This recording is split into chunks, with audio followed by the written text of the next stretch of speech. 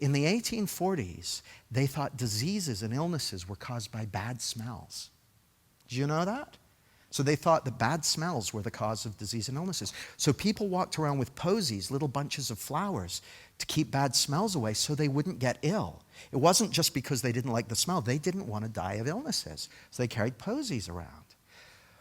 And so they did nutty stuff. Like in London, loads of people were moving into Soho, a very popular district of London. So the cess tanks were overflowing, full of shit and piss and that sort of stuff. So they poured it into the river to get rid of the smell so they would be safer. Well, the river is where they got their drinking water from. So there's a huge cholera outbreak because they didn't understand how it worked. It doesn't work that way.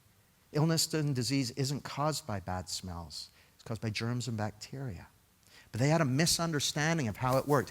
And that misunderstanding messed with them.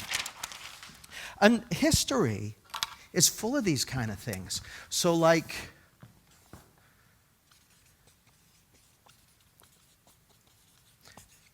that says misunderstanding. They used to think the earth was flat. But it wasn't. It's always been spherical. But you know why they thought it was flat? Because it looks flat. Doesn't it? Still kind of looks flat to me. They used to think that the earth was the center of the solar system. Know why? Same reason. That's how it looks. Sun comes up over there, goes down over there. We're clearly in the middle, right? But it doesn't work that way. It has never worked that way. That's not how it works. Earth goes around the sun. They used to think that stars and planets were made of special stuff. They called it heavenly matter. And that's why it floated up in the sky, because it was like made of balsa wood or something. They thought it was special stuff that was different from the stuff on Earth. So they thought, heavenly matter. But it never worked that way. It was always gravity. They used to think the bad smells, they called them miasmas. In the 1840s, it was the miasma theory of reality, of illness and disease. They thought that miasmas. Now, it's funny when we think about those daft people 200 years ago thinking that disease was caused by bad smells. It's kind of funny. It's less funny to think about, well, what's the stuff that looks totally real to us that is total bullshit? That's a total misunderstanding. It does not work that way. The only place where the earth was flat was in people's minds. It wasn't out there in reality. There was no flat earth. The only place that the earth was at the center of the solar system was in people's minds, not in reality. The only place that illness and disease were caused by bad smells is in people's minds, not in reality. The only place where you don't already have the source of security and peace and joy and love within yourself is in your minds, is in your thought system, in your misunderstanding of how life works.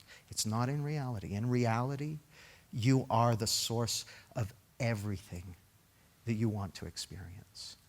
You're the source of all of it. It's already there within you. The only thing that ever stops you experiencing it is a misunderstanding about how life already works.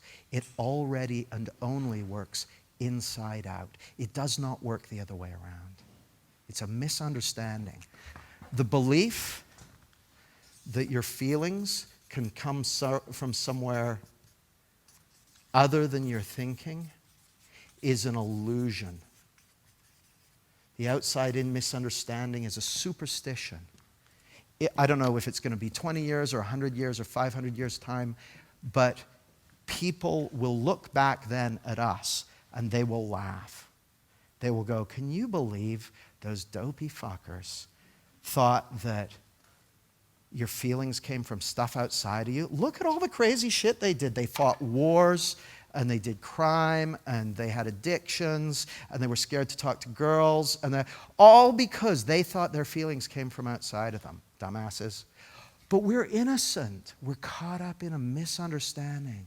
And that misunderstanding is reinforced by our society and by marketing and by well-meaning parents and friends, and it's reinforced by our own neurophysiology because we all get tricked into thinking our feelings are coming from somewhere other than our thinking.